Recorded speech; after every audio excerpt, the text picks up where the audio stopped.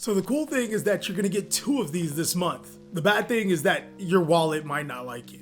What's going on with you guys? TheCaliEffect, king of games here, and boy, do we have some cards that you should be picking up before they skyrocket in price. Because of the December 15, 2020 Forbidden List, the format has changed. Dragon Link and Infernal Knight take some huge hits, and decks like Virtual World as well as the Drytron strategy coming out get huge boosts. Now, whether you are or are not following the competitive scene, there are going to be some cards that are going to be sought after that you should know about, and of course, you probably should look into picking up before everyone else does. And in this video, I'm going to be doing just that. I'm going to give you the inside scoop on some cards that you really should be looking at. But of course, if you are trying to see these videos a little bit sooner than most, then you should probably destroy that like button as well as hit that notification bell so you can be notified. And if you want to take it a step further, like Super Saiyan and beyond, that was corny, then maybe you should consider joining my Patreon or following me on Twitch.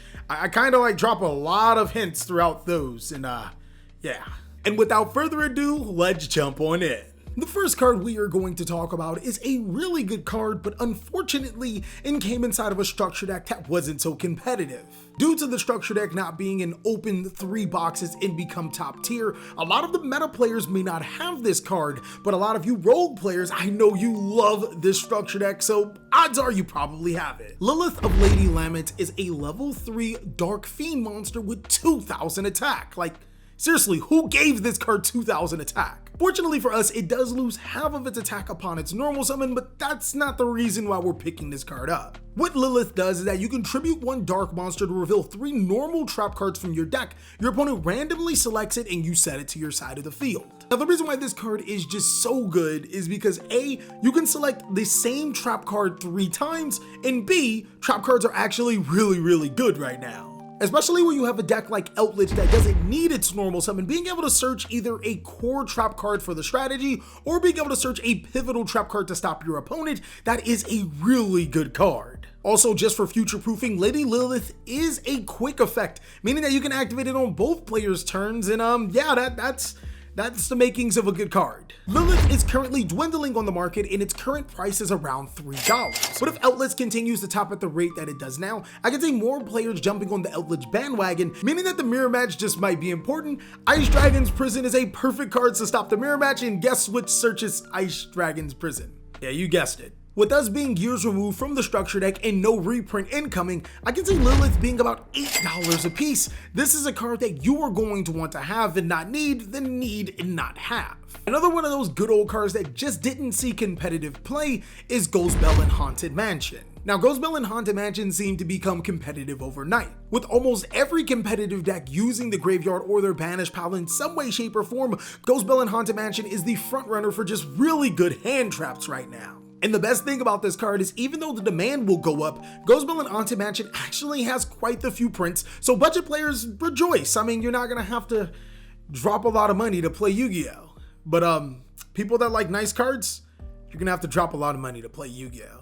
Secret Rare Flames of Destruction, Ghost Bell and Haunted Mansions are about $14 a pop. Do you really think that is an appropriate price tag for one of the frontrunner hand trap cards? I don't really think so, as Ghost Bell and Haunted Mansion can shoot up to about $25 each. Keep in mind it's from the Flames of Destruction set, a set that is 4 years old? 3? It's old. It's like my grandpa old. It feels like almost Yugi Boomer old. Not that old, but pretty close. Regardless, if you decide to pick up the expensive copies or the cheaper copies, Ghost Bell and Haunted Mansion seems to be a card that will be viable inside of this format. One thing I do find kind of ironic is that while the format isn't necessarily solved yet, players are already crowning Virtual World as the best deck in Yu-Gi-Oh! It's almost like I've been saying that for I don't know, I feel like I've been saying that for a while. While Virtual World is one of the better decks in Yu-Gi-Oh!, one thing we cannot underestimate is new strategies coming out. And that's where the Drytron strategy introduces itself, being a deck that can actually counter Virtual World fairly nice. The Drytron strategy actually has access to a card that can not only stop True King of All Calamities,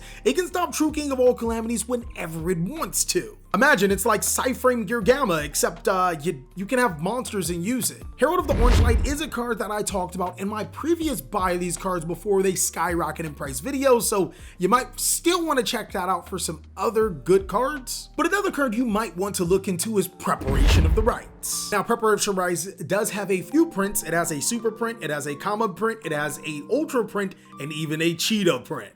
Because I have a cheetah handband.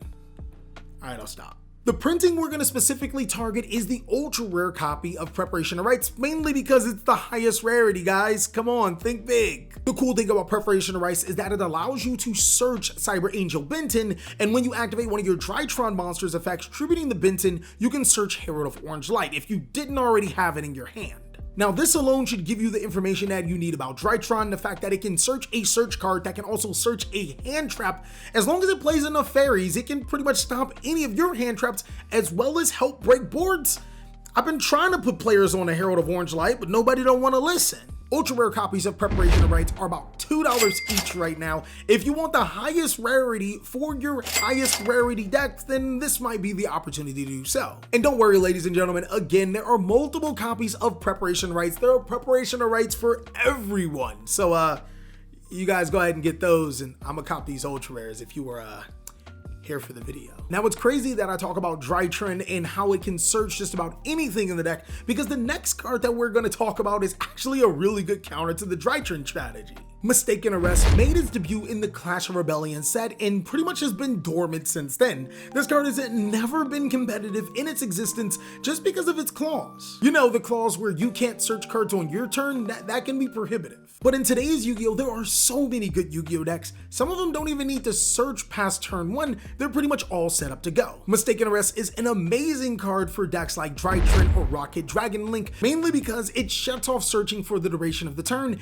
and the fact that it's not a monster card like Drolly Rockbird, your opponent can't respond with Triple Tactics talent. Mistaken Arrest is also the perfect bait for your opponent's Harpies, Feather Duster, and Cosmic Cyclones because you're gonna get this card's effect anyways. Now, if I'm not mistaken, this card sits at about $7 per copy. I think that's pretty low for a card that's almost 4 years old. You can see Mistaken Arrest in the right circumstances against Virtual World and Drytron going up to a $15 card for the Clash of Rebellion First Ed editions. And the thing I really like about these cards that I've mentioned so far is that 3 of the 4 currently have multiple prints. If you guys can't afford the secret rare copies, just go ahead and get the golds. That actually might go up, but there's always still the other golds, the gold name rares that you can get those too.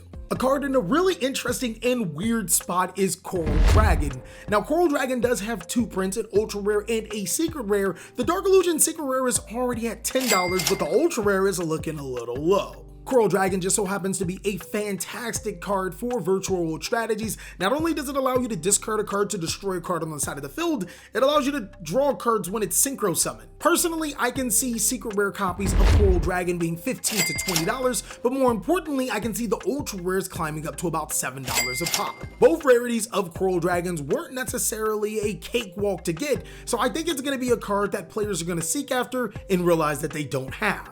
Now, I did have to do a double take on this card because I was very surprised to see that this card's actually a lot more expensive than what meets the eye. On surface level, this common does not seem too expensive, but the more you start digging for it, the less quantities you see exist. I mean, seriously, I did a Twitch stream looking for this card and I don't think I found a lot. Needle Sealing is a really popular Yu-Gi-Oh card right now. What it does is if there are more than 4 monsters on the field, that includes you and your opponents, you can destroy all face-up monsters on the field. So pretty much what I'm telling you guys is that there's a torrential tribute that can be activated at any given time. Now, I would lie to you and say that Needle Sealing isn't a great card, but it's already found its way into quite a few topping decks. It's actually pretty cool that this card made its way into competitive relevancy. If I remember correctly, Needle Sealing came out in Pharaonic Guardian.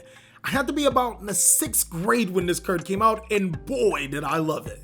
Now, a thing that may shock or excite you depending on how many Needle Sealings you have is that this card has an inconclusive price tag. This is the very first time that I've ever given anything an inconclusive price tag. Like, what does that mean? It probably means that you can get it as a throwaway, but I don't know. I don't make the rules.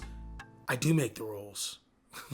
Now, Needle Sealing is a common card, but it is so old, and players really like this card. I could see this card being a $5 common. No matter how many prints this card has, it's in a really interesting spot. I really do think that Konami did an amazing job future-proofing a lot of these cards on this list. It almost feels that a lot of these cards were felt to become popular. Unfortunately, Needle Sealing and Lady Limit, I don't think they've seen all the way through. Well, that's all that we have for today. I do have some other cards that I think are really interesting. Not sure if they'll actually go up in price or not. I'll be sure to post those up on Patreon as well as mention them throughout the streams that I'll be doing on Twitch. Also, if you want to catch more CaliEffect content, then go ahead and check out these videos, and I'll catch you on the next one.